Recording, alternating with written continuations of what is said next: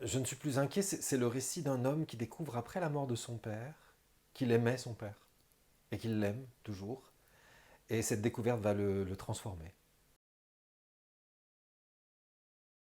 Cet homme, un célibataire pétri d'inquiétude et d'obsession, à la Pessoa, à la Nanni Moretti aussi, va faire toutes sortes de confidences sur sa vie sociale, sexuelle, amicale, mais surtout mentale. À mon arrivée, c'est toujours la même serveuse qui m'accueille, en me posant toujours la même question. Vous êtes seul? Invariablement, je lui réponds oui, et invariablement, elle m'accompagne à ma table. L'autre jour, alors que la même serveuse sacrifiait au même rituel, vous êtes seul?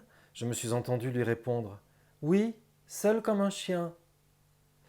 Je m'attendais de sa part à un signe de surprise ou même d'amusement, mais d'un air impassible, elle m'a répondu oh, faut pas dire ça. Je me suis senti soudain seul comme un chien. Mon secret espoir, c'est que, au spectacle de cet homme qui se dit, se comprend et se libère lui-même, les spectateurs et les spectatrices puisent dans le spectacle une force, une ressource pour se dire mieux, peut-être se comprendre aussi, et pourquoi pas se libérer. Une amie me dit tu sais, ton chat, c'est un animal de compagnie. Il est là pour te tenir compagnie, pas l'inverse. Je n'ai pas le temps de protester, elle me coupe la parole par cette formule qui me sidère.